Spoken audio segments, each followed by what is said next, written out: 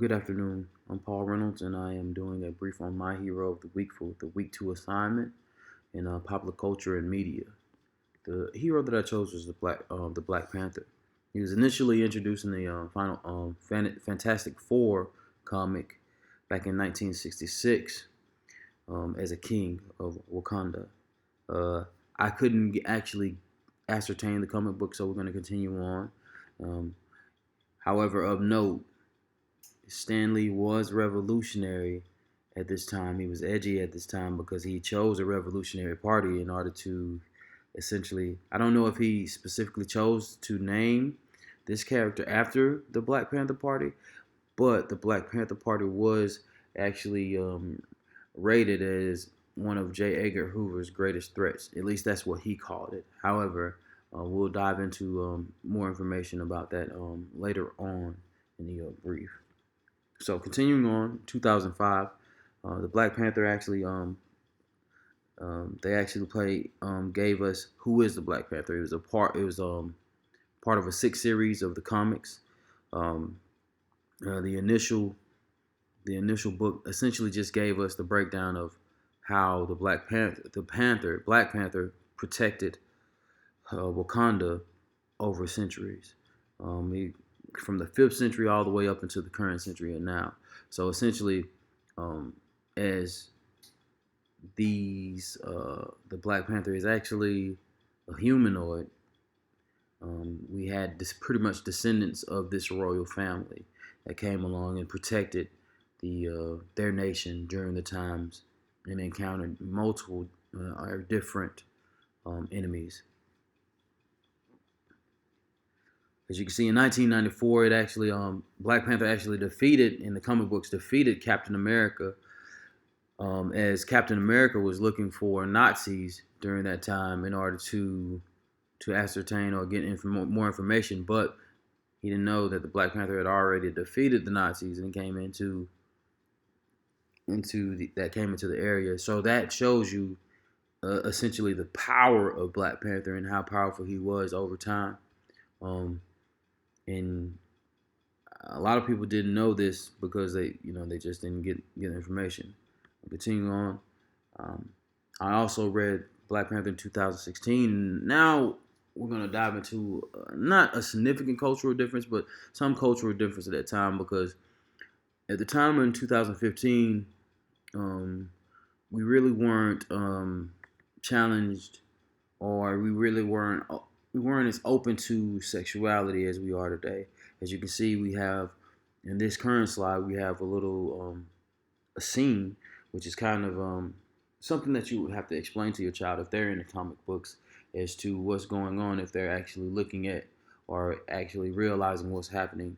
We're a little more we're forward sexually now in 2017 versus where we were in 2005 when and back in even 1966 when this comic initially started.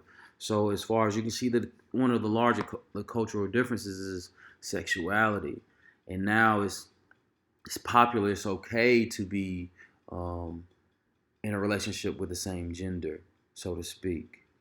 Um,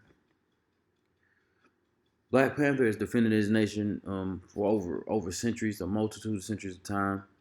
As you can see, he had the traditional garb with the actual cape on, but he grew to just wearing one outfit. They didn't really vary his outfit too much.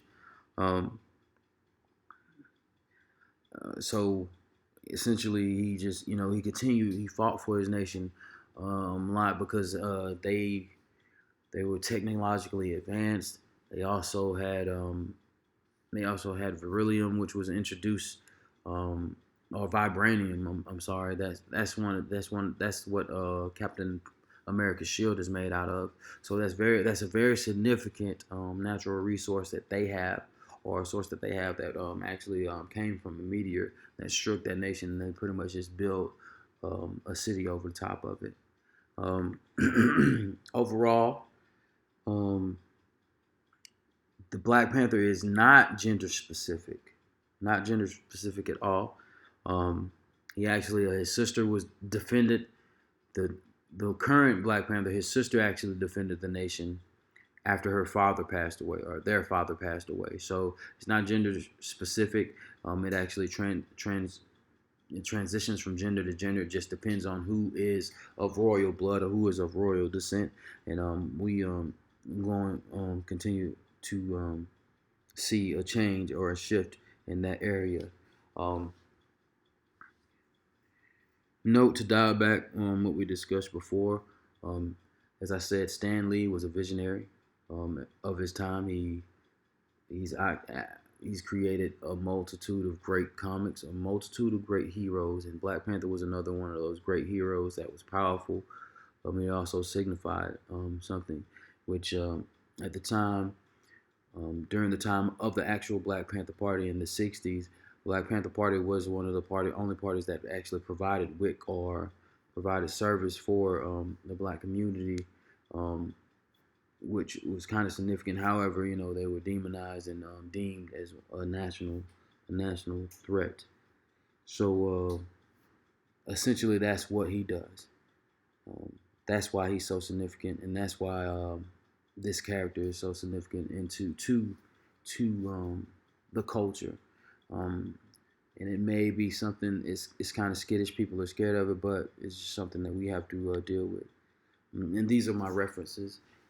I actually dove into Marxism as well as just going into the Britannica and getting information from there, as well as Wikia, which I never heard of Wikia before I actually started just researching comic books. But this was a very exciting uh, assignment because I mean I got to pretty much do what I love to do. I love watching cartoons every Saturday. I hope you enjoyed this. I enjoyed it. Thank you for listening.